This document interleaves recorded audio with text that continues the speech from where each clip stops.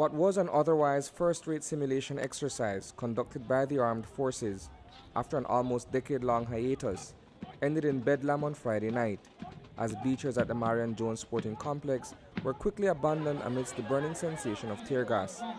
Live explosions, the chatter of gunfire, and soldiers fast roping from a hovering chopper were all part of the activities, until a chemical agent was accidentally dispersed into the windy air. When the smoke was getting into the audience, my first reaction was this was horrible. It was a shock. I didn't expect it, and we sincerely apologize for it. However, the item that the police used to fire on that particular night was the factory-made smoke canisters that were sold to the police department.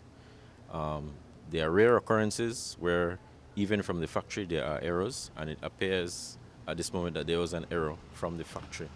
After an 8-year pause, the event was en route to making a triumphant return as a staple during the annual September celebrations. That manufacturing slip-up has proven embarrassing to the organizers of the military tattoo, including the Belize Police Department.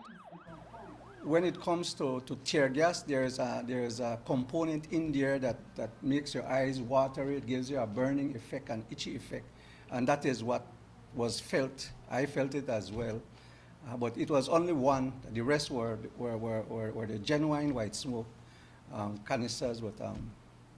The sudden discharge of the riot control agent at the Marion Jones during this year's September celebrations harkens back to 2006, when a similar incident took place during the Carnival King and Queen competition. That cylinder contained what is known as CS gas, a chemical formula that causes tears, salivation, and painful breathing. The police did indeed fire what they knew and expected to be smoke. So they fired the correct canister. Unfortunately, there was some error, not from the police department, that caused the CS to have been emitted out to the public. So for final confirmation, we've taken the projectiles that was fired from the cartridges, and we're going to ask the forensic department to have that final conclusion to say yes, the chemical component that is in the CS canisters was indeed present for those canisters that were fired. So that we'll find out from the forensics later. From Assistant Commissioner of Police Noel Leal's vantage point, only a section of the audience was directly affected by the gaseous release. The position where I was seated on the bleachers, about 1/3 of the people, mostly on the western side, moved towards the bathroom. But luckily the breeze, I saw the smoke going up, luckily the breeze was carrying it up as well.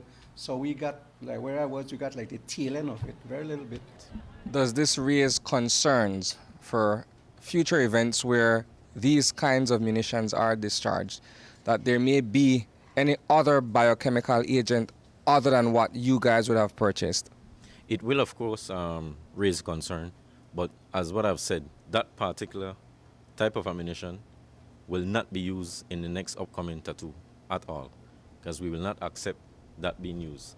Something else will need to be used, even if we have to use it from the BDF, because our ones have been used on the day and there were no issues with the ones from the BDF. So the police will not be able to be using those munitions for the next upcoming tattoo. Reporting for News 5, I'm Isani, Cayetano.